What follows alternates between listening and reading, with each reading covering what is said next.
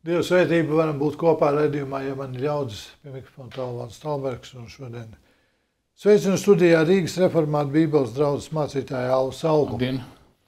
Un draudzes brīvības centras mācītāja Kasparu Ževneru. Sveicināti.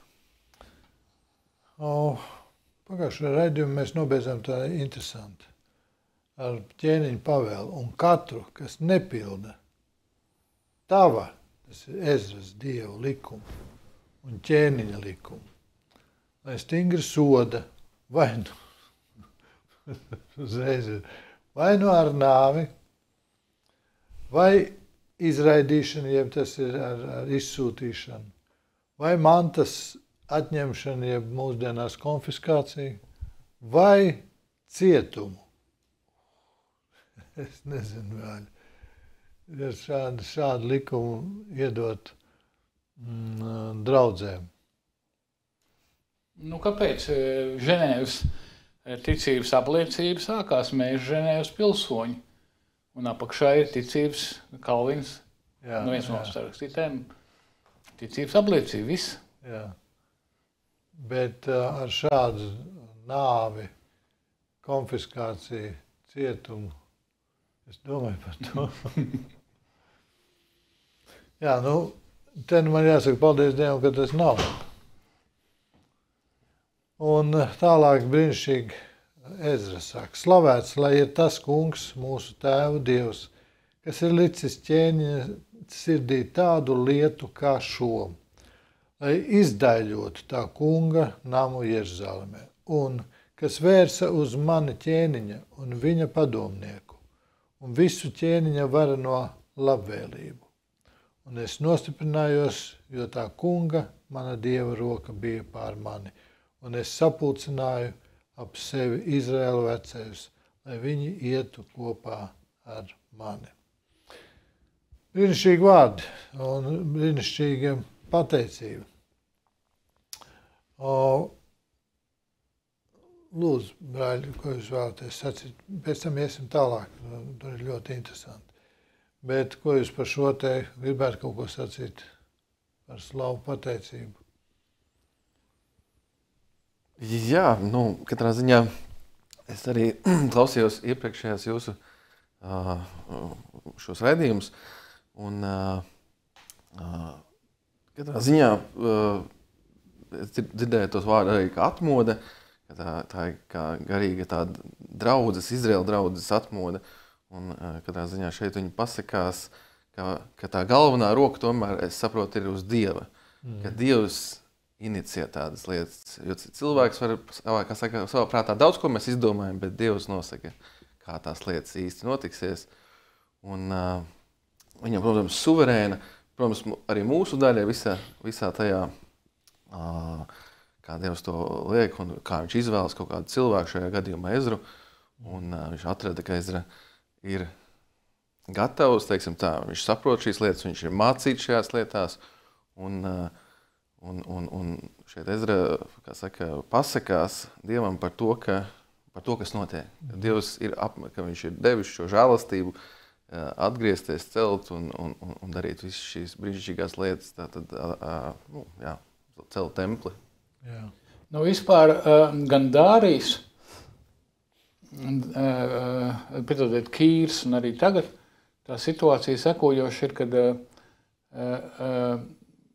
ir problēmas ar Ēģipti. Problēmas ar Ēģipti.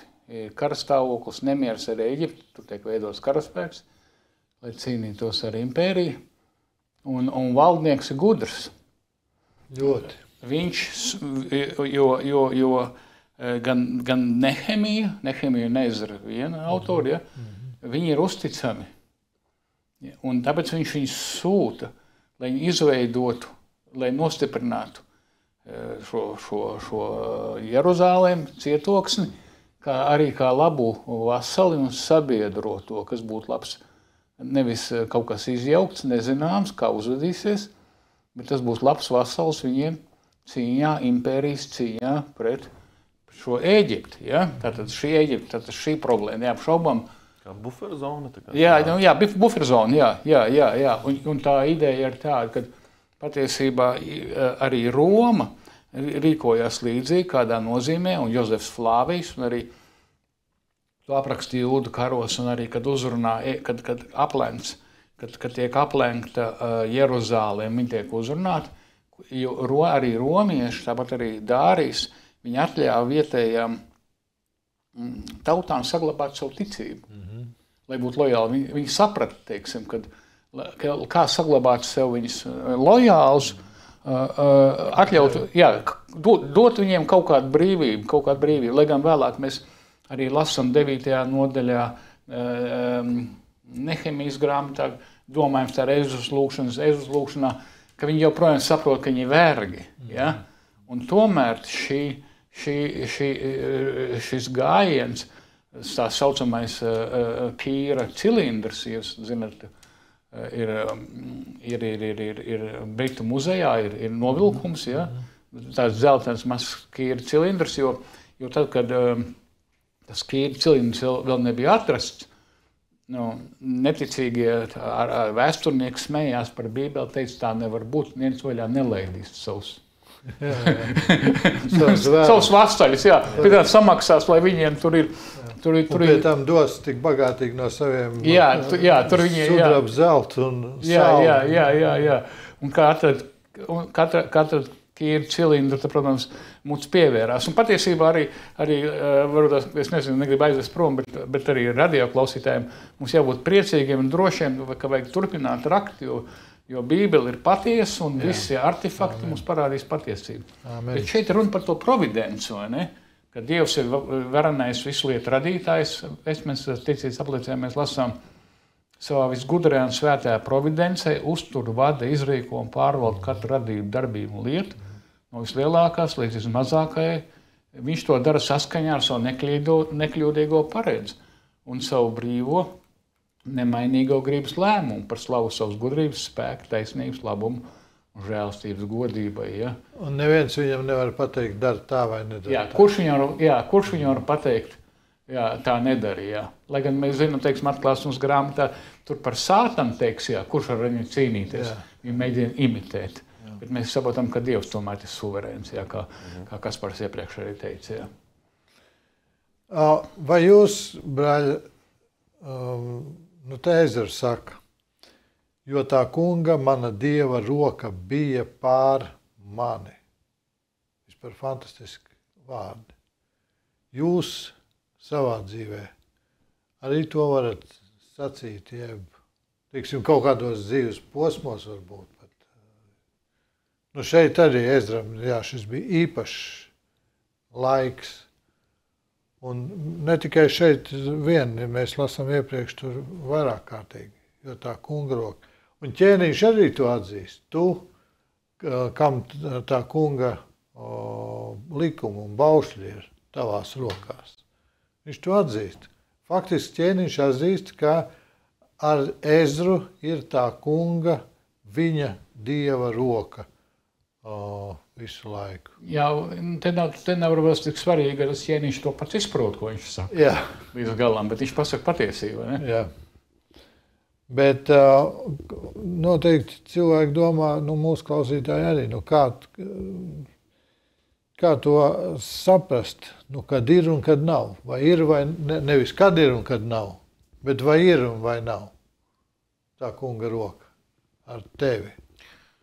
Manā dzīvē es esmu ievērojis ar tādus ciklus, es nezinu, varbūt katram ir citādāk, bet savā dzīvē personīgi pēc savas pieredzes, kad liekas, ka Dieva roka ir tik... Es domāju, ka Dieva roka ir pastāvīga par mums, ja mēs esam Dieva bērni un piedzimuši no augšienes tieši, piedzimuši no augšienes, atzimuši no Dieva, tad tie kļūst par Dieva bērniem, kā Bībele saka, un tad Dievs, es domāju, kā tēvs, kas atklājies jaunajā darībā, attiecīgi, viņš par saviem bērniem rūpējas un vienmēr ir, bet ir tādi īpaši momenti dzīvē, es domāju, arī tu tāli, es ievērojos, ka kaut kas notiek kā radio rašanās, tas var just, ka ir pilnīgi Dieva roka, kā stāstīja šīs liecības, kā tas notikās. Un mana dzīvē arī ir sezonas, ka liekas, ka viss liekas tā kā pa puzlītē kopā, līdz izveidojas tā aina, un tu redzi, ka tu pats nekad to nevarētu būt, tā kā izdarīt pa īstam. Un tu redzi, ka tiešām tā bija Dieva roka, ka Dievs tev vadīja, deva visus resursus, deva palīdzību, cilvēkus visu, lai norganizētu kaut kādas lietas, teiksim tā. Un citreiz ir tādas zemākas ielēst, kā saka, ja cauri Dāvids ielē, kur liekas, ka ir ļoti grūti un smagi, un liekas, kur ir Dievs. Bet es ticu, ka viņš tāpat ir tur, jo viņam noteikti ir kaut kāds plāns, kad vienu brīdi liekas, ka tu ej un pašķirās jūras, un citā brīdī liekas, tu esi Dāvis ielējā. Un savā dzīvē es ievēroju tādu sagardības, ka ir paliekam tādu. Jā. Tā jau parasti ir, kad mēs jau tomēr, lai kāda ir, mēs nebūtu atzimuši vien augšienes, mēs jau tomēr esam grēcinieki, un mēs vienmēr domājam, ka Dieva roka ir tad, kad mums izdodas pēc mūsu plāna. Un tā būsim stingri, godīgi, tā molča noklusējot, vai ne? Jā, bet labi, ka ir svētie raksti,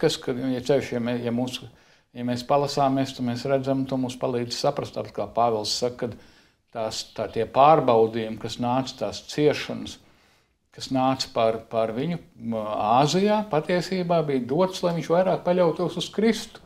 Es domāju, ka Dievs pārbauda, bet tu nepaļāvies uz Dievu un Kristu. Nē, izrādās, ka arī Pāvilam bija jāmāca, ja? Un tad, kad Pāvils, un ne jau Pāvils pie šīs, viņš tagad to raksta to vēstuli, otro vēstuli korintiešiem, tā patiesībā laikam kāda 3. 4. Bet tas nenozīmē, ka Pāvēlam iedod pa kāju, viņš jau kaut priecīgs, paldies Dievs. Protams, ka nē. Es domāju, ka normāla reakcija, kāpēc tu man sips, kāpēc man ir jācieš, kāpēc man jābūt cietumā, kāpēc man varbūt... Kāpēc es? Jā. Un varbūt tādā ziņā Pāvils arī pamāca, ka arī tad, kad tev ir kritums, tā Dieva roka ir ar tevi, bet jautājums, ko viņš tev iemācīt. Tas nav viegli, ja? Es negribu nevienam skriet blakus, kuram ir slikti teikt, tagad tev Dievs māca to, lai pats brālis un māsa tiek galā, vai ne? Es esmu kāds bakstītājs ar pirktu acī kādam. Es pat teiktu, ka tajos grūtajos brīžos īstenībā tā Dieva žēlastība vai Dieva roka, es domāju, tieši jaunajā derībā, ka mēs esam piedzimuši no augšienes un Dievs pieļauj mūsu dzīvē kaut kādas grūtības, ka tā ir tieši lielākā izaugsme iekšējā cilvēka, ka viņš kļūst tuvāks ar Dievu, viņš saprot, ka jo grūtības, es domāju, ja Dievs pieļauj, tas ir kā, tā ir, jo veiksmē izaugt ir daudz grūtāk nekā smagos brīžos. Es domāju par iekšēju tādu tā kā attiecībām ar Dievu, kur mēs iepazīstam lēnprātību, kur mēs iepazīstam pazemību, kur mēs iepazīstam šos gara augļus, kurus tādā veiksmē ir grūti iepazīt. Veiksmē liekas, ka tev viss sanāk, Dievs ir ar mani, aleluja, es eju uz priekšu, kā karogs. Jā. un tur nekādi gara augļi, faktiski neveidojas. Tur tikai vēl nāk pretēji lepnums, augstprātība. Jūs neko nesaprotat, es apstāties, kā man iet, redzat? Jā, jūs pamaz ticat. Jā, jūs pamaz ticat un tam līdzīgi. Bet tad, kad pienāk grūtības, tad tā ticības pārbaudība, ticības izturība, cik mēs, tā kā Dievs, ja kas notiek, es tāpat tev ticēšu, tāpat ja, kā saka, neziedēs, pat ja nebūs šie augļi, pat ja nebūs svētība, es tāpat tev ticēšu, tāpat tev, kā iepasaka, tu esi devis, tu esi ņēmis, lai slavēts ir tas kungs. Kad mēs izējam cauri šīm grūtībām, es domāju, ka tajā brīdī mūsos izveidojas kaut kas ļoti īpašs. Jā, tas ir par to, ko Pāvils runā, ka bēdas uz atgriešanos un bēdas uz pazušanu. Un tad, kad mums ir šī svēlme, nosauksim tās grūtības par svēlmi, vai pārbaudījums varētu būt arī ar bagātību, ja? Protams, mēs izgribam, lai mūs pārbauda bagātību, protams, un slavu. Bet paskatieties, kas notiek. Neviens negrib, lai pārbauda.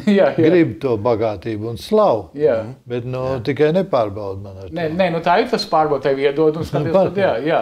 Bet starp citu, paskatīt, piedod vēl, 28. pants jaunajā tulkojumā skan šādi. Labi, lasīsim vispānt. Viņš devis man laipnību pie ķēniņa, viņa padomniekiem un visiem augstmaņiem ķēniņa varenajiem. Un tālāk Ezra saka, es kļuvu stiprs, jo ar mani bija kunga, mana Dieva roka. Kāpēc es ieskatījos šajā? Saprot, ka tu esi jau tik tuvu ķēniņam, varenajam, vispār tas ir neaptveram. Kad tev ķēniņš bez maz vai saka, klausies, Kaspar, tev vajadzīgs ir, kas tev vajadzīgs ir? Tavai draudzē. Tu vari iedomāties. Es aptuveni varu iedomāties kaut vai to mūsu sajūtu. līmenī ķēniņš. Jā. Kāds bagāts cilvēks, ļoti liels, piemēram, saka, Kaspar, cik tev vajag miljonus? Jā. Un tu uzreiz sāc galvā reģināt, pagaid, cik tev vajag miljonus? Cik tev, Alva, vajag miljonus? Es zinu līdz pēdējai kapeikai. Tu man kā zelta teļā atceries, ja? Jā. Tu kā galvenajam varonim, Austovs Benders, tās, kas saka, mahinators prasa zaglim, kabet zaglim, cik tev vajag pilnai laimei. Jā. Un te viņš nosauc to summu, ko ir pilnai laimei. Un tad viņi brauc tramvajā, un tas zaglis, Šūra Balagānovs, tātad kabetā ar pilnu naudu, bet viņš ir kabatzaglis. Viņš turpina zakt, un viņi noķer. Un tagad viņi noķer to Šūru Balagānovu. Tramvajā, Miličs ienāk, padomu Miličs ienāk, un atrod baigi, un viņš tā sieviete sāk bļaut, viņš man tā kā vilka laukā naudu.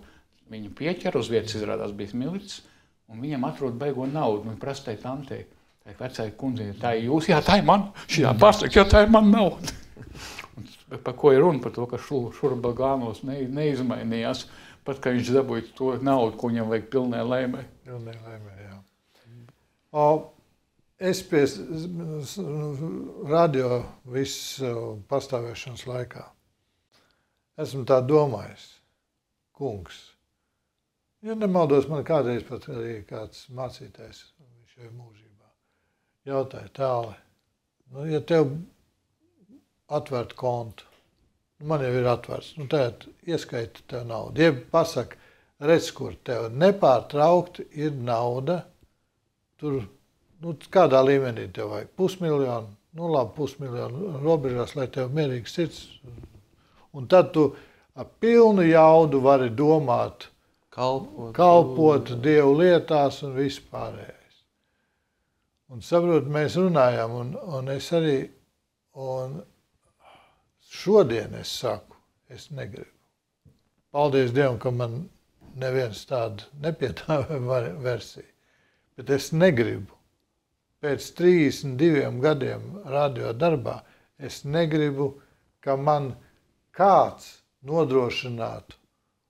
Bet ja tas ir Dieva pirksts, un viņš jau neko viņš tā nesaka tālu, jā, bet es tev ielikšu naudu, toreiz darīt, ko tu gribi, bet viena mazlietiņa, tāli viena mazlietiņa tev. Kā piemēram? Kaut kas tev tas, kaut ko tu nedrīkst teikt, vai kaut kas tev jāpasaka. Jā. Tāds, pavisam mazs, ko tu uzsver, kad homoseksuālisms ir grēks un ka nevar divi vīrieši precēties. Tu nesaki vairāk. Es tev nesaku, ka tev tas jānoliedz, bet vienkārši lūdzu vairāk palūdzu mācītājiem ar tā neuzsvērt. Tu ekscelenti piemēri iedēvi. Jā, tikai neuzsvērt. Jo tu faktiski esi atkarīgs no tā, kas tev dod naudu. Tas ir, par to es saku. Bet vēl jau tas jautājums ir tāds, ka, piemēram, ja tas nav cilvēks, vienkārši tev uz konta, tu nezini, no kurienes parādās tāds jautājums, tad tāli tev parādās šī nauda. Un neviens nesaka, ka tev vajag kaut ko mainīt savā darbā, mainīt savos uzskatos, vai teikt, vai neteikt, vai tu pieņemtu naudu tā kā vienkārši viņi parādītos, bez nekādiem nosacījumiem. Neviens cilvēks, tu nezini, kas par cilvēku, neko. Mūsdienās, pirmkārt, tas nav iespējams. Jā, izsekot var. To var izsekot. Tur, ja ielāks lielāku naudu, viņam zvanīs no bankas un prasīs stāstīt, kas tāds ir. Izmetīt laukā no bankas, ja gadienā tu nezinās. Es saprotu. Mēs tikām izmest no Nordea bankas tādā veidā. Kas tas tāds ir? Es saku, kā tas ir Latvijas pilsoņi. Viņi iesniedz deklarācijas, ko es varu pateikt par viņiem. Visu man izmet laukā no Nordea. Jā, es saprotu tavu jautājumu, Kaspar. Ja, teiksim, viens anonīms un tagad regulāri to dod. Par to es nesaku, ok, viņš dod, bet ja man prasītu, kad es izvēlos. Tu gribi, ka tev ir uz konta 500,000 eiro pastāvīgi? Nē, es negribu. Tas ir tas jautājums. Nē, kāpēc? Man uzreiz rodās. Ko tu tik dumšies, ka tu negribi? Jā. Es domāju, ka lielākā daļa klausītāji paprasīs, kā, nē. Bet es tev pateikšu, kāpēc. Tāpēc, ka šajā brīdī, un visu šos 32 gadus, nepārtraukti mans skats ir uz debesīm. Kungs, lūdzu, un vēlreiz lūdzu. Tu baidies, ka tu pārtrauks lūgt Dievu? Nevis es baidos, bet es gribu būt atkarīgs no viņa, jo es kā cilvēks ļoti ātri palikšu augstprātīgs. Es zinu, tu pazīsti sev tomēr, ja? Es arī sev pazīstu tādā ziņā, tāpēc es aptuveni zinu to sajūtu. Jā, jums ir noteikti labāk, jums ir lielāks spēks. Es uzreiz, viss kārtībā, kāda problēma? Lēnām iestājās tāds, man liekas, varbūt ramdenums, kā saka, kaut kur, un lepnums, jo tu zini, ka šī sajūta, izmēs es ievērojos arī par šo, ko mēs tikko runājam, kad ir tā roka pār mani, kad es tā kā vairāk izjūtu, īstenībā, ka man ir kaut kāds trūkums, kad es jūtu, ka es ļoti atkarīgs no Dieva, ka man ir viss, gan tā kā, es dzīvoju no mēneša uz mēnešu. Bet Ezram iedeva visu, ko viņš prasīja. Jā, un Ezram iedeva visu, un es par to runāju. Un redz, viņš raksta, es kļuvu stiprs, un tālāk ir jo. Tur stiprs, tur stiprināts, jā. Es domāju, ka varbūt tas es tev piekrītu, ko tu saki, un varbūt tas ir svarīgi, kad tad, kad mums tā svēlme pārbaudījums nāk, ir svarīgi, kā mēs atbildam.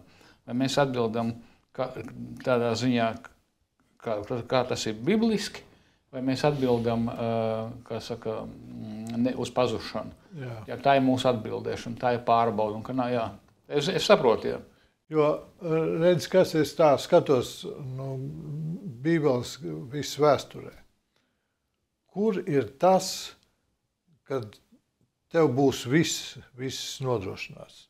Saprot, tur viens bagātnieks bija, kam plūda, un viņam šķūņi pa mazu un vēl. Un redz, kur viņš domā par tiem jauniem šķūņiem. Un tad viņš saka, mana dvēsele, tu varēsi dusēt mierīgi, reiz, kur es tūlīt uzbūvēšu jaunus šķūņus. Un kas atskan? Tu neprātīgais. Atpasīs tavu dvēseli tūlīt. Kam tas viss piederēs?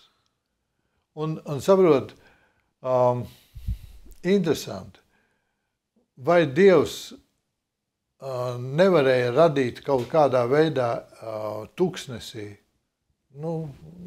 dabīgi kaut kādas augi, tur aug un Dievu tautu var dzīvot. Iedomājies, viņš tev pasaka, tev ņem cik gribi, bet viņš tev pasaka, ņem tikai tik, tu šodien var apēst. Lai pastāvīgi. Kāpēc? Kāpēc? Saprot, es pats zinu pēc zinu, man gribās nodrošināties. Es, ja pērku ūdeni, tad es nepērku vienu pudeli, es pērku 2 pudeles. Ja es pērku vēl, vienu bišķītiņu vairāk. No citas puses atkal teiks, pareizi, saimnieciski skaties, lai tev vienmēr ir, lai nav katrai naglai skrūvei jāskrien pakaļ. Man no visām skrūvēm ir pa 1, 2. Bet tādā veidā es pats sevi nevaru nodrošināt, un Dievs negrib, ka es sevi nodrošinu. Jo, kas tam man? Man jau nebija ķēniņš tik tūs, ka viņš teiks tālē, klausies.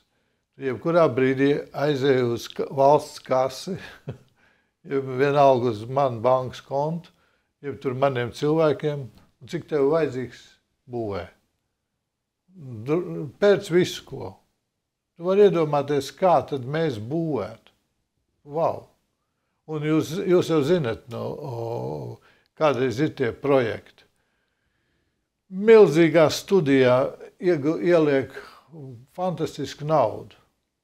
Nu, un pēc tam tā studija tur ne īsti funkcionē neko. Ziniet, man ir viens cits piemērs. Amerikas Savienotajās valstīs bija tāda kristāla katedrāla. Ja nemaldos, Šūlers viņa uzbūvēja. Tas, kas iesāka labklājības mācību. Nu, pirms tam Viņš iesāka to pozitīvo domāšanu. Jā, paldies tev, jā. Pozitīvā domāšana.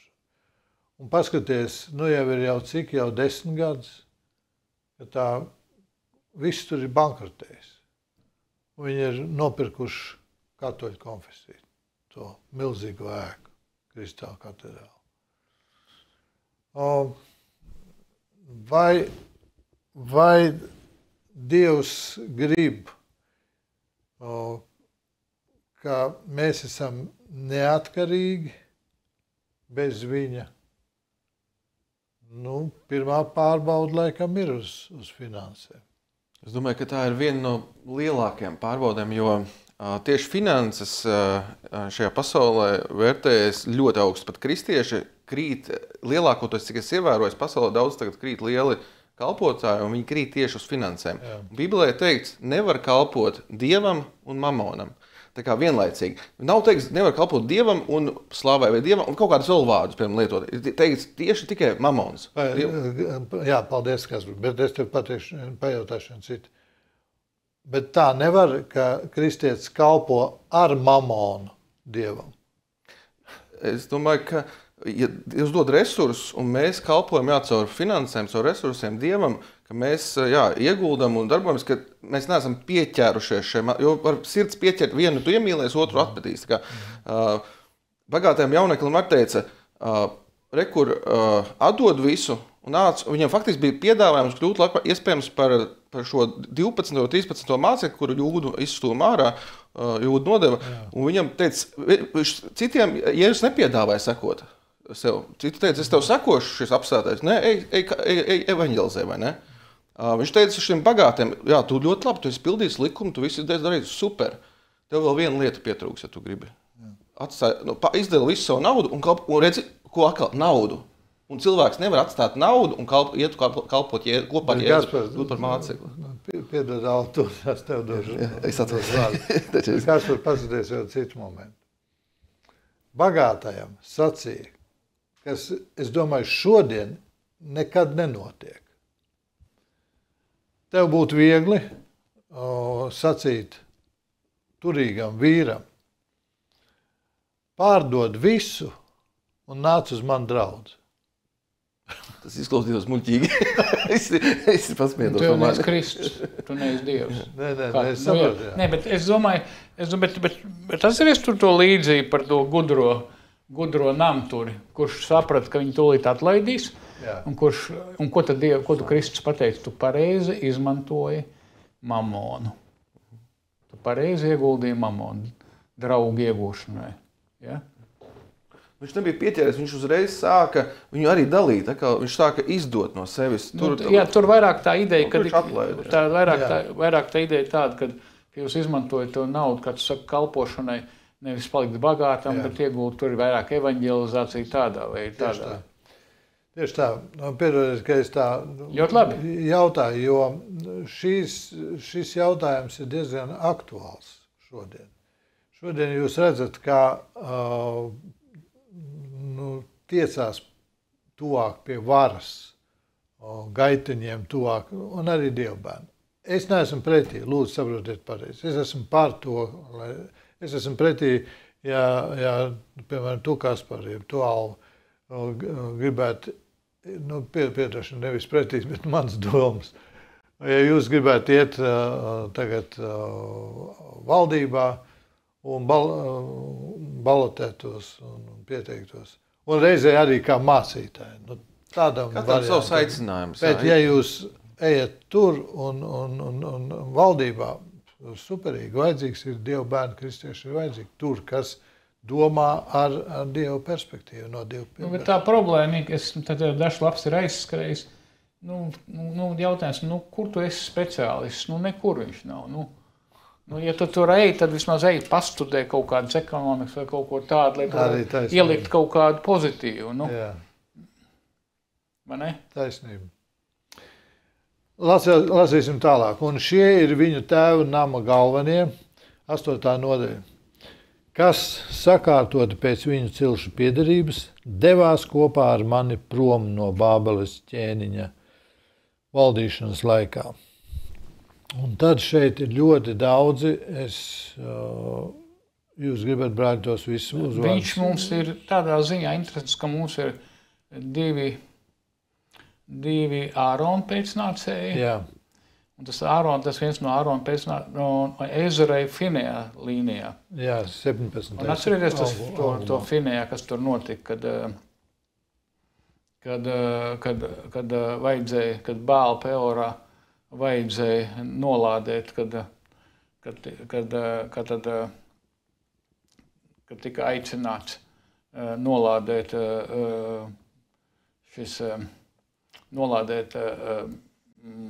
Izrēlu un šis pravietis, šis tā kā burvis gāja, viņam neizdevās atcerēties nolādēt, vai ne? Viņam neizdevās Bilejāms, ja, Balāms. Jā, viņam neizdevās nolādēt, jo kungs viņam aizliedz, bet vēlāk, ko viņš ieteica? Atcerieties, viņam teica, tas ķēniņš teica, viņš saka, tu naudu nedabūsi, bet izrādās, ka viņš tomēr ieteica vienu lietu. Viņš teica, paklau, tu palaidi meitenes savējās pie tiem čaļiem. Un viņas ievilks, ievilks elku pielūkšanā. Un vēlāk mēs lasījām, kad Dievu ļaudis, tā mums jau runa par 4. mūzes grāmatu, 24, 25, kad paklausīja Bilejām ieteikumam un Bāla Peorā viņi sāka ar tām sievietēm sajieties, pielūgt tos vietējos dievekļus, un tad Finējās, tad uznāca atcerieties tur liela nelaime par tautu, un Finējs nāca ar zobenu un nodūra vienu no Levija dēliem, kurš visāds priekšā ieved savu mājās no vienu vietējo, kas saka, staigu. Tu fantastiski atmiņi. Jā, nevis, ka palasījos, lai nāk pie tevis pareizi, vai ne? Tā ideja tāda, ka tieši ka tāda deksme priekš Dieva bija vajadzīga, ka pats arī pats Ezra jau nāk no Finējās. Kad, par ko ir runa? Ne jau masas izveido, bet ir vajadzīgi vadītāji, kas ir gatavi. Piemēram, varbūt tas nav gluži tāds piemērs, bet kaut kāds Baltkrievijā nekas nesanāca. Neiznāca tā kā Ukrainā. Labi, beigās tur kas un kā, bet Ukrainā, bet Baltkrievijā, kad nesanāca, nebija neviena cilvēka, kas varēja uzņemties vadību. Neviens baidījās, neviens negribēja. Viņi būtu to, kā saka Lukašenko, nogādus, viņš jau bija gatavs bēgt. Bet nebija neviena, kas uzņemtos vadību, teikt, daram tā. Baidījās, nebija karognesēji. Šeit ir karognesēji. Es iepriekšējā nodaļā, 7. nodaļā, 10. pantā, Ezra bija nodevis savu sirdi, lai meklētu tā kunga bauslību, lai izpildītu un lai mācītu Izrēlā to, kas ir likums un tiesa. Tas ir tas, ko tu, Alva, saki. Vajadzīgs ir cilvēks, kas nodevis savu sirdi, lai tas būtu. Un tad, ja jūs piekrītat, lasīsim 8. nodaļu no 15. panta. Un es sapulcināju viņus pie upes, kas tek uz Ahavu. Mēs tur apmetāmies 3 dienas nometnē. Kad es pārlūkoju ļaudis un priesterus, es neatradu tur nevienu no Levija dēliem. Levija dēli, atceraties, bija kalpotāji, slavētāji, kā šobrīd. Levīti, jā. Tad es sūtīju pēc Eliezera, Eriela, Šemajas, Elnatāna, Jariba, Elnatāna, 2 Elnatāna, Nātana, Zaharijas un Mešulāma, kas visi bija vadoņi, kā arī pēc Jojariba un Elnatāna vēl viens Elnatāns, kas abi bija saprātīgi vīri, un es pavēlēju viņiem doties pie Ido, kas bija Kasifjas novietnes priekšnieks.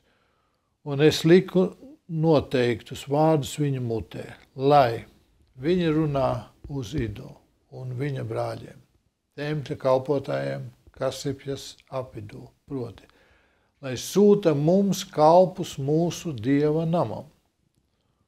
Un viņi atveda mums tādēļ, ka Dieva žēlīgā roka bija par mums. Tas ir interesanti, ka atkal un atkal Ezra atgādina tādēļ, ka Dieva žēlīgā roka, tādēļ, ka Dievs. Un viņi atveda kādu saprātīgu vīru no Mahlija, Levija dēla, Izraēla dēliem, proti Šerebju un viņa dēlus un viņa brāļus kopā 18. Tālāk Hašabju un ar viņu Jeseju no Merārija dēliem, viņu brāļus un viņu dēlus kopā 20. Un 220 tempļa kalpotājus, ko Dāvids un viņa lielkungi bija piešķīruši levītiem par apkalpotājiem. Viņi visi ir atzīmēti pēc vārdiem. Tikai maz apstāsimies. Kā tas ir, kad labi, mēs to varam saprast vecajā derībā, tur ir strikt noteikti un bauslība un bez levītiem nevar, un levīts nevarēja būt neviens cits kā tikai no levīta cilts, un atkal augstais priesteris un atkal tikai tas, kas no augstais priesteris. Es tā domāju šodien. Šodien vai nav tā, ka brīžiem mūsu Dieva namā. Nevienu konkrēti es nedomāju. Kalpo cilvēki, kas pat īsti nesaprot, kas ir Kristus, kas ir Dievvārds. Tieši kalpo, bet nevis nāk uz draudzi? Nē, tieši kalpo. Uz skatuves. Jā. Kā slavētāji. Vai slavētāji, vai ņem dalību padomas sēdēs, viņš ir labs speciālists. Jā, es esmu dzirdējis par tādiem momentiem, ka tieši labus speciālistus grūti atrast, bieži vien ir kaut kādos varbūt lielākos projektos vai pat draudzes vienkārši dievkalpojumos, ir īpaši tie ir mūziķi, labs ģitārists vai kaut kas tam līdzīgs. Un ir tāda prakse, ņemt no pasaules, un ar domu, vienmēr tā doma ir tāda, ka viņš jau varbūt atgriezīsies. Viņš te būs, dzirdēs kaut ko un tam līdzīgi. Un tāpēc bet te pašā laikā, tā ir kā svētā vieta, kuru pielūdz Dievu, viņa tuvumā iet. Un ja tur ir cilvēks, kas nepazīst Dievu, tad, protams, tas ir, priekš manis ir diezgan, es teikšu, varbūt kādu aizvainošu, nepieņemam, Tieši, es domāju, ka viņš var nākt uz draudzi, bet tieši būt tur. Varbūt kāds uzskata citādāk. Jā. Tie levīti bija, par viņiem labi teiks, ka viņi ir sapratnes zinoši cilvēki, jo, ja mēs vēlāk palasam Nehemijas grāmatu 8. nodaļu, es nolastīšu 5 līdz 7, lai mēs saprastu, kāpēc Ezra tik gudri izvēlējās. Ezra atvēra grāmatu, tātad Mūzes grāmatas visai tautai redzot, viņš atradās augstāk par visu tautu, kad to atvēra, un visu tautu stāvēja. Ezra stāvēja, slavēja kungu, jeb Jahvi, lielo Dievu, un visu tautu paceltām rokām iesaucās patiesi. Viņi zemojās kungam, noliecās ar seju līdz zemē. Jozo, Banī, Šērebja, Jasmīns, Aplovs, Šabtais, Hodija, Masējs, Kelīta, Azarija, Jehozabāts, Hanāns, Pelē un Levīts skaidroja tautai likumu. Tauta stāvēja. Mums rakstīts, bauslība te ir Torā likums. Tas ir, viņi lasīja un skaidroja Dievu bauslības grāmatu, Dievu likumu grāmatu, lai tauta apjēgtu un saprastu lasīt to.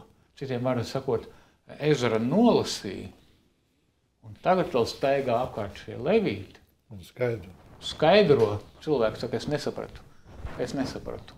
Viss, ja nelaižu nevienu vaļā, jo uz vietas, jo viņiem jau nav, tagad sanākuši tas bārs, viņš skaidro, tāpēc viņš tātad Levītu uzdevums. Tad viņš vēlāk bišķi izmainījās, un mēs zinām arī jaunās derības laikā, tā kā farizēji pārņēma skolas vairāk un tā, bet šī gadījumā tā bija Levītu uzdevums, jā.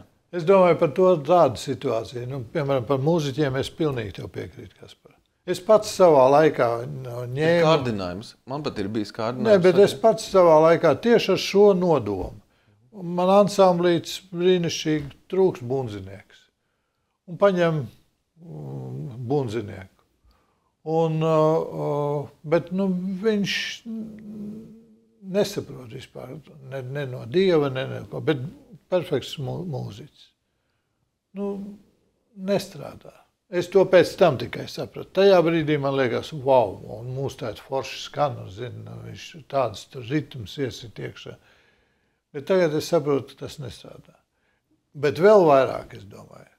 Un šodien tā ir diezgan liela problēma, es domāju. Beidz Latvijas teoloģijas fakultāti. Nu kā? Teoloģiskā izglītība ir. Nu, uzreiz draudz, mācītājs. Teoloģijas fakultātē nemāca attiecības ar Dievu. Bet Latvijas Luterāņu baznīca jau nepieņem teoloģijas fakultātes diplomu. Nē, es nedomāju, jā. Jā, tas ir cits draudz kaut kāds. Ārzemēs tās pieņem latviešu, Luterāņu baznīca ārzemēs, Lelbā, pieņem universitātes students. Jā. Es precīzi nezinu, bet... Es runāju tikai par šo te principu. Tev var būt ļoti laba izglītība un nav nekādas problēmas. Ļoti labs mūziķis, nav nekādas problēmas.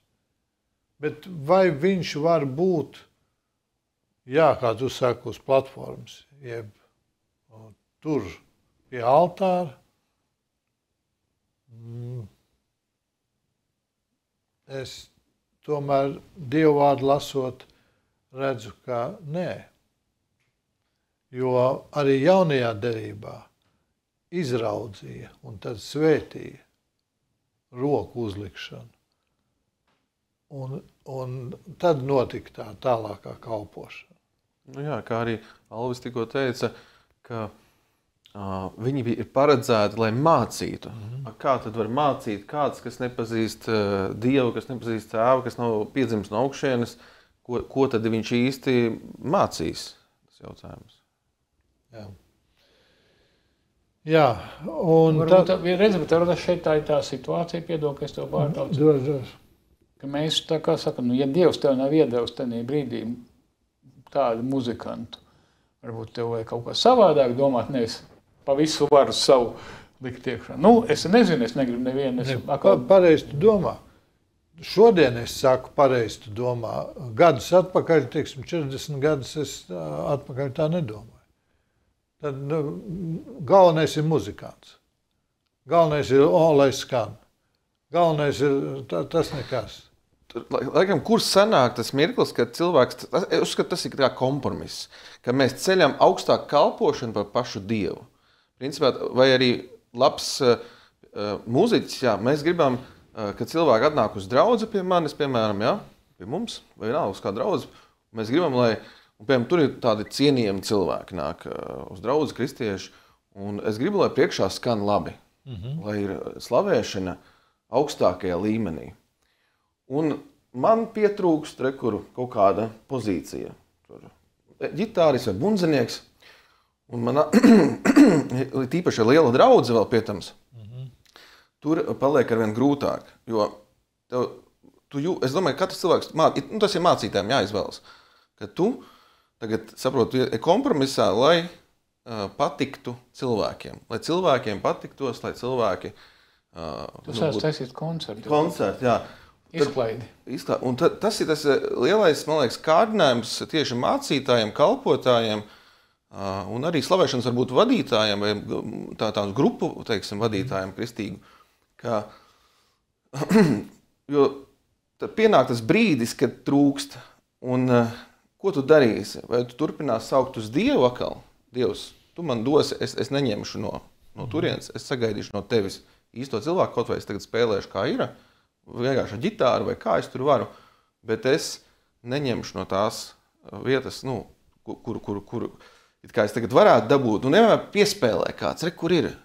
Kāds vienā kādā, kur man viens pazīstamies, viņš var piespēlēt. Viņš ir foršs. Jā, viņš labi spēlē. Viņš ir nekas traks, un tad mēs sevi nomierinām. Jā, un mēs sevi nomierinām bieži vien ar šito. Tas jau ir tas pats, ko mēs sociālos tīklos cenšamies dabūt savu, kas saka, laikus. Jā. Neko neatšķiras būtībā. Neko neatšķiras, jā. Kāpēc es to tā apstājos? Tāpēc, ka man atmiņā nāk... Man bija saruna ar mūsu bijušo dīdžeju Lauru Daugulu, kur ir profesionāla ērģelniece. Un perfekti spēlē ērģels, arī brīnišķīgi dzied. Un viņa strādā jau, nepateikšu, 10, 12 gadus, 13 gadus Dānijā. Strādā baznīcā. Un kā štata vienība ir 4 dziedātāji, kas dzied. Un tur nāk vienalga, vai tu ticīgs, vai neticīgs, vai kāds, izsludina konkursu, piesakās, tā ir darba vieta. Un nāk, un viņiem neinteresē tik daudz, ko tur runā, kā tas būs. Es esmu 4 stundas šeit bijis uz vietas, samaksā. Pusstundu ilgāk bija jāpamācās kaut ko, maksā vairāk. Principā tas pats notiek arī draudzēs. Šie cilvēki, kas nāk spēlēt, viņi nenāk spēlēt bez maksas. Viņiem visiem ir jāmaksā. Tieši tie, kas nāk kā neticīgi, viņi nekad nenāks bez maksas spēlēt. Teiksim tā, draudzēs parasti slavētāji nav lielākā daļa uz algu vai uz finansēm. Viņi nāk labprātīgi kalpot Dievam. Tieši neticīgie vienmēr pieprasīs pa stundām, un kā tu saka, ka tieši tā, būs stunda ilgāk, es esmu dzirdējis par tādas stāstus. Un ātrāk beigsim, un visiem jāklaus pat viņus. Viņi bieži vien uzsaka, man tagad ir jāskrien uz nākamo savu spēli, es varu tikai būt tik ilgi, jums visiem tad šitajā laikā jāiekļaujas. Un tad visi sāk pakļauties faktiski vienam šim cilvēkam. Tieši tā. Es uzskatu, ka tas ir pilnīgi nebibliska rīcība. Zini, man liekas, ka tad tur atbilst tie vārdi, man ir noriebusies tā jūsu ķerkšana. Dziedāšana, ko Dievs saka. Ir viena cita problēma, par ko ir jādomā draudzē. Levītiem vajag atalgojumu. Bībele to saka, redz, kur 10. tiesa, kas nāk, tur daļa levītiem, daļa tam. To, kas šodien par slavētājiem un mūziķiem varbūt maz. Ir daudz, kur labi domā un slavu Dievam. Bet tikai gaidīt, nāc un brīvā laikā, arī nevienmēr to var. Ja tu gribi tādu augstu līmeni, tagad tu kas pateici. Tas jārunā. Cik arī draudz var atļauties. Bet runājot vēl par to, tikko tu tālu pieminēji šo ērģelnieci, kas Dānijā faktiski strādā baznīcā. Es saprotu, es klausījos iepriekšējos raidījumus, tā ir tāda, es saprotu, tautas baznīca, uz ko īstenībā visas jaunās valstis, tā pārdomā, kā jaunās, modernās, visas bagātās valstis, Dānija, Zviedrija, Traukšā, Ziemeļvalsts, Somijā, kas visas ir šīs ļoti viens no bagātākajām valstīm, laikam, pasaulē. Un viņas, ko dara, lai Dievu izstumtu un iepludinātu šo liberālismu iekšā, viņas faktiski valsts paņem šo draudzi savā apgādībā, finansiālā, un faktiski izdara to, ko viņi grib. Viņa izdara to vienkārši kā klubiņu. Jūs gribat, kādam būtu vajadzīga reliģiska tāda, ka viņš aizies baznīcu pasēdē, kā filmās tur rāda, atnāk baznīcā, pasēž kaut ko, It kā ok, es domāju, tas arī nav slikts, bet ja valsts sāk pārņemt baznīcu, un viņa paliek kā tāda valsts baznīca, kā saka, tad tur arī iekšā tā dieva, teiksim tā, arvien mazāk un mazāk Pareizi, būs. tā kā Vācijā ir jau no tavas algas 10% aiziet. Ja tu neatsakies, ja tev oficiāli... Ja tu atsakies, tu vari. Tu nav 10, tur 2%, man liekas. Vienalga. Jā. Uh, Bet Vācijā ir tāda situācija, kad es nezinu, kā tagad, bet agrāk man stāstīja, kad teiksim, tās dienvidu baznīcas, jo Vācijā tu nevari kalpot mācītāju Luterāņu baznīcā, es nezinu, kā tagad tas bija gadus 15 atpakaļ 10, kad, ja tu neesi beidzis tās oficiālās universitātes. Jā. Bet tad dienvidu baznīcas, viņus tā kā nepieņēma tie, kas beidz, ko viņi darīja. Viņi apmaksāja profesoriem, kā saka, iespēju, tad viņi apmetās dzīvē netālu no kopmītnēm, un tie, kas gribēja kalpot dienvidu baznīcās, papildus apmācījās, kā saka, konservatīvā teoloģijā. Jo es esmu redzējis, kā Luterāņu baznīca, es kādreiz biju Luterāņu mācītājs, patiesībā esmu joprojām tikai atvaļinājumā, ilgstošā. Es neesmu, jo neko es neesmu atlaist. Rēķinu, ka es neatceros, kad pēc iepriekšējā arhibīskapa nāves. 30 gadi. 30 gadi esmu atvaļinājumā. 32 jau.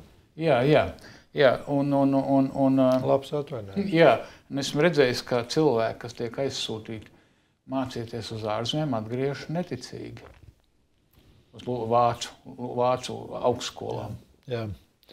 Un tas ir agrāk, šodien tas ir vēl spēcīgāk. Es domāju, ka nevajag pat iet tālu. Tepat uz Latviju aiziet cilvēks ticīgs, esat dzirdējis, uz Latvijas universitātes teoloģijas fakultāti. Paliek neticīgs, tāpēc, ka tur, ja tu neesi stiprs ticībā, man liekas, tas viss gan bieži vien domāts, lai to ticību vai tev baigi pārbaudītu, vai arī ietev šādu ticību. Nu jā,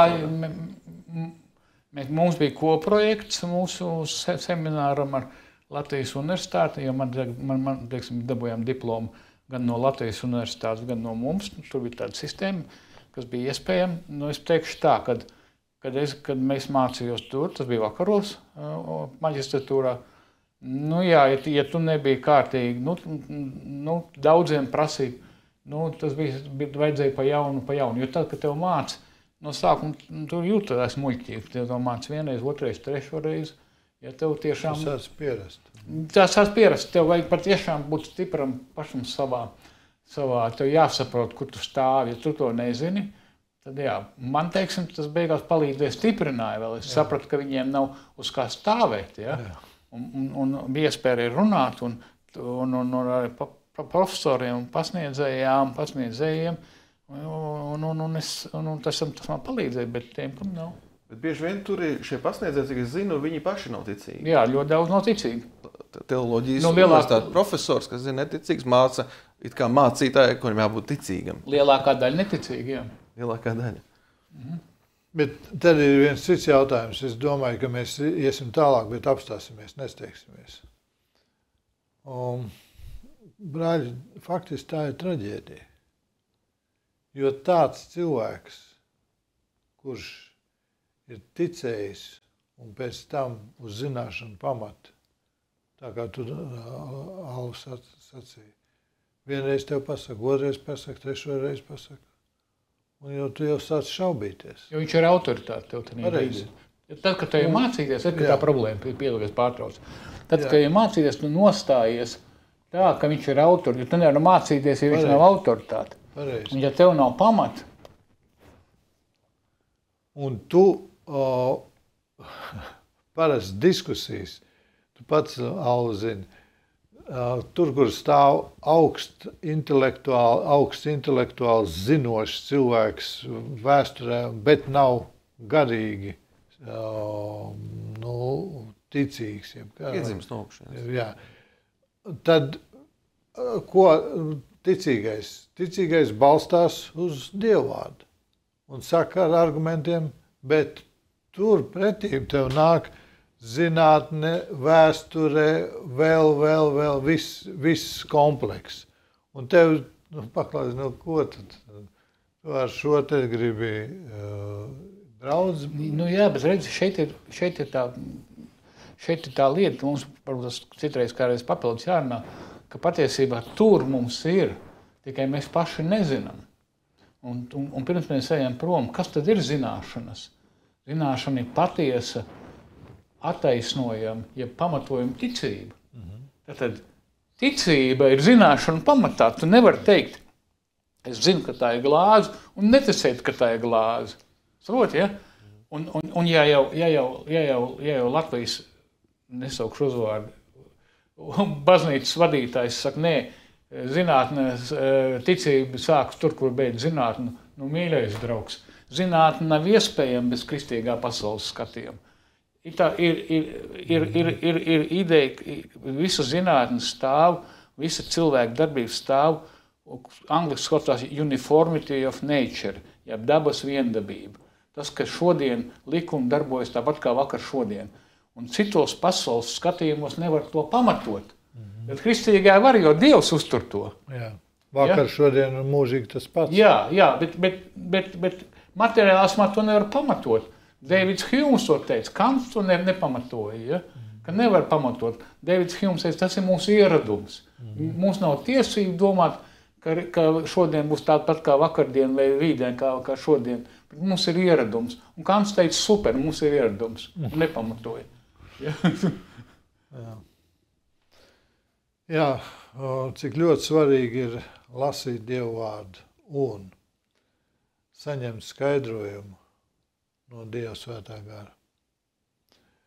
Viss cieņa zināšanām, bet, ja tu pamatā liec Dievu vārdu, tad viss pārējās zināšanas viņas ir vērtīgas kā palīgs tev saprast, bet ne otrādi. Ja vispirms ir zināšanas un pēc tam, pastīsimies kā Dievvārds, tad tas pilnīgi nestrādā. Un kur nu vēl kalpošanā? Es domāju, šodien mums ne tikai draudzēs vien, Dievs jau ir devis brīnišķīgu iespēju visādā veidā kalpot. Labi, es neskatīšos citos lauciņos, paskatīšos šeit, Kristīgajā radio. Vau, kādas te varētu būt iespējas runāt par visdažādākām tēmām. Es domāju, teoloģiskām bez Dieva. Te būtu tādas diskusiju iespējas, kāpēc šāda raidījuma nav Kristīgajā radio. Tieši tāpēc, precīzi, ko tu Alf sacīja. Vienreiz noklausies, otrreiz noklausies, trešo reizi. Un tev jau liekas, ka ko tas Kaspars atnāca uz vakar svētbrīdi? Ko viņš runā tikai par Bībeli vien? Ko Alvs ir atnācis uz vakar sarunām tikai par Bībeli vien? Redz, kur vīri sanāk kopā un tur termini un vārdi un skaidrojumi un vispārējais. Tas ir tāds augsts lidojums. Un liekas, ka, wow, tādu vajag. Bet nē. Pēc manis es nezinu, kas notiks, lai tas kungs to zina. Bet nē, Dievvārds ir centrā. Brāļi, paldies, ļoti ātri aizteicies laiks, cik labi ir parunāt un lasīt kopā Dievu vārdu un par to pārdomāt. Paldies, lai bagātīgi Dievs svētī jūsu darbu. Lai jums pietiek finanses, tam kungam ir viss resursi, ne tikai finanses vien, resursi. Un viņš jebkurā brīdī var dot. Pārdabiski, dabiski, cilvēcīgi, dievišķi, visādā veidā. Paldies! Lai Dievs bagātīgi svētī, lai tas kungs atļaus un būsim vēl šeit, lai tas tiksimies atkal pēc nedēļas. Visu labu!